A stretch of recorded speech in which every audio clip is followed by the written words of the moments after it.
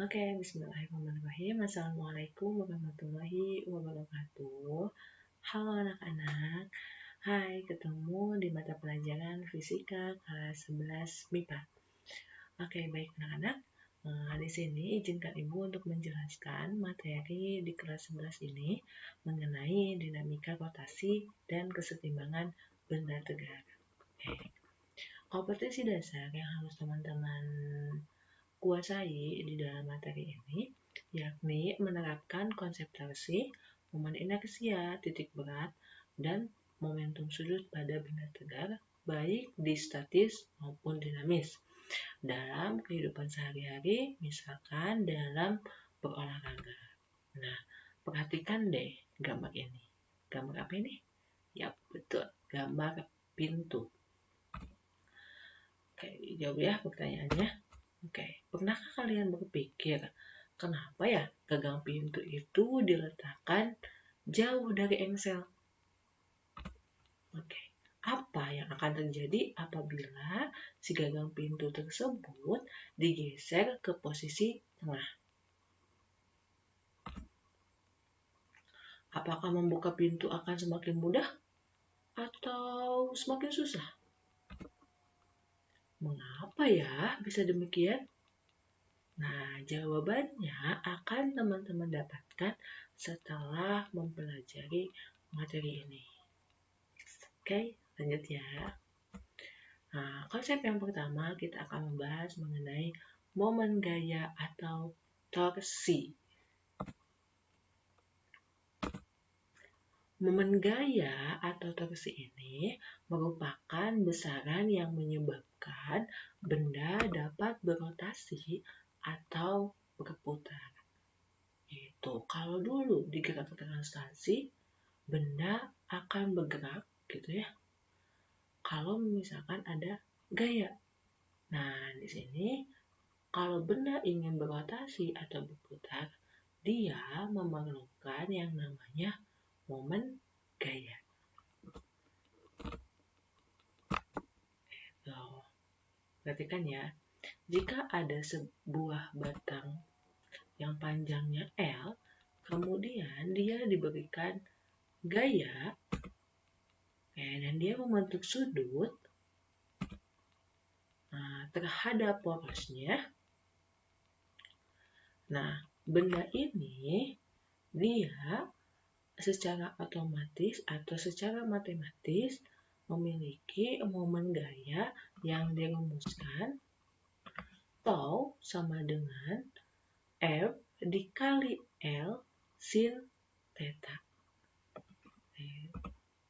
Di mana tau ini adalah momen gaya yang satuannya Newton meter, F-nya adalah gaya yang satuannya Newton, kemudian L adalah jarak gaya dari si porosnya, dan theta adalah sudut antara F dan L. Kemudian, jika ada sebuah batang, kemudian dia memiliki jarak terhadap gaya dan porosnya, yaitu diberi gaya F, tapi dia tegak lurus batang dan gayanya adalah tegak lurus, maka dapat dirumuskan momen gaya atau torsinya sama dengan F dikali L, atau momen gaya adalah gaya dikali dengan panjang antara poros dengan si gayanya. Yaitu, kenapa Bu sinnya hilang? Ya, karena kalau tegak lurus artinya si theta-nya itu adalah apa? 90 derajat. Di mana sin 90 itu adalah 1. Nah, kalau 1 nggak usah ditulis ya. Nah, di sini ketika momen gaya atau torsi itu kan adalah suatu besaran yang menyebabkan benda itu dapat berotasi atau berputar. Artinya ketika dia diberikan gaya, maka dia akan menghasilkan perputaran. Gitu. Nah, di sini ada perjanjian arah karena si momen gaya atau torsi ini merupakan besaran vektor. Di mana dulu waktu kelas 10 kita belajar besaran vektor itu adalah besaran yang memiliki nilai serta memiliki arah. Oke, perjanjiannya torsi akan bernilai positif apabila atau jika gaya menyebabkan benda itu berputar searah jarum jam. Artinya kemana? Ke sini ya, ke sini.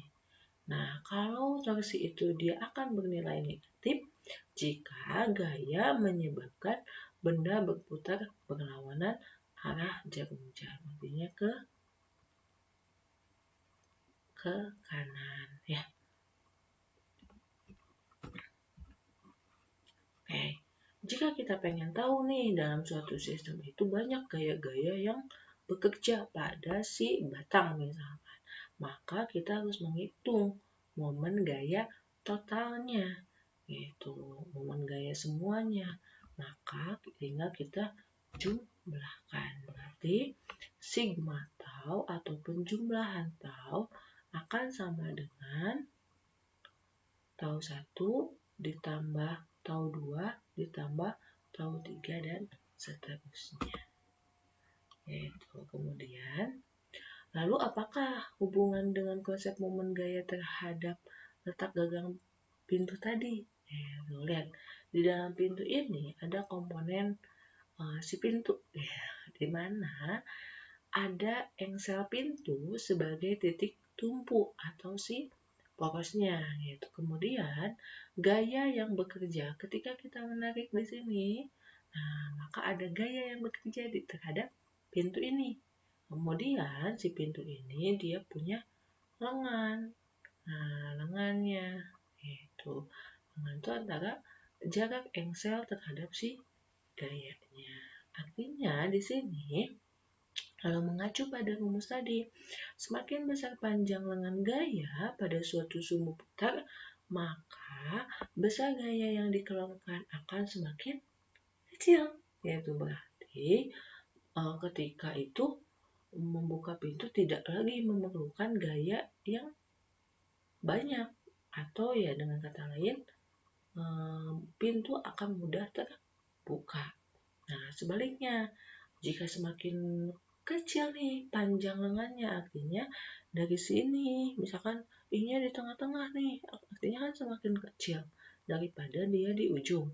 Maka besar gaya yang dikeluarkan untuk membuka pintu akan semakin besar, artinya si pintu akan sulit terbuka.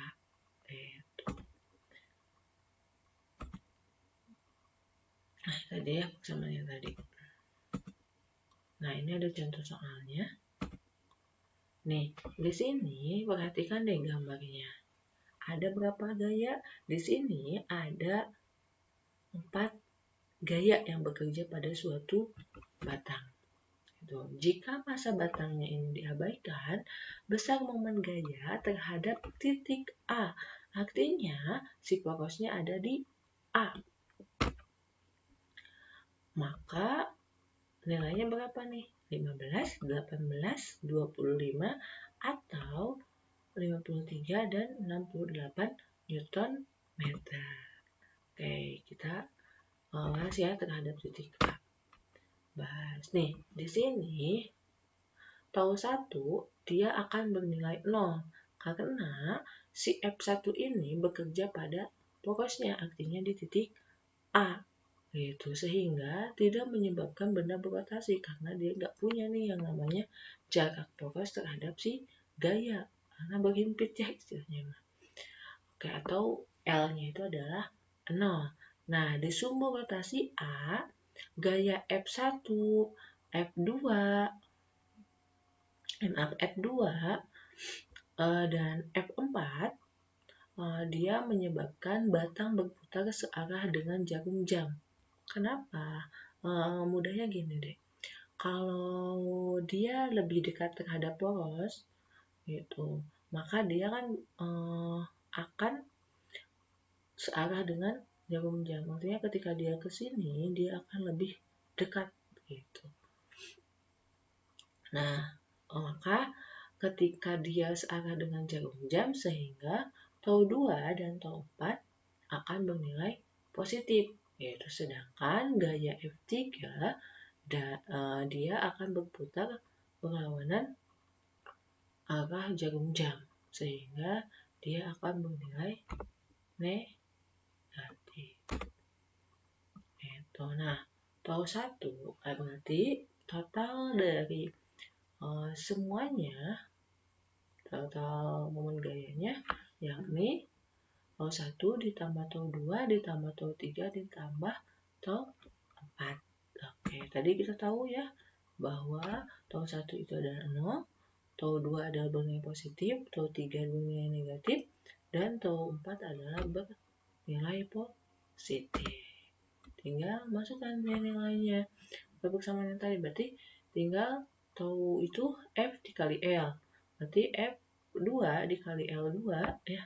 L2 itu kemana? L2 itu poros terhadap ini ya, yaitu F3, F4, L4. Tinggal masukkan nilainya. 4 dikali 2, 4 kali 3 ada 10 dikali 6. Oke, berarti nilainya sigma tau 8 minus 15 ditambah 60 sama dengan 53 Newton meter. Gimana nih? Dapat dipahami untuk contoh soalnya? Jika tidak, nanti tanyakan ya sama ibu, atau boleh via WA, boleh ya langsung ke ibu tanyakan bagaimana materi untuk dinamika rotasi dan kesetimbangan benda tegak ini, khususnya di materi momen gaya. Oke, thank you semuanya. Wassalamualaikum warahmatullahi wabarakatuh. Sampai ketemu di mata pelajaran fisika selanjutnya.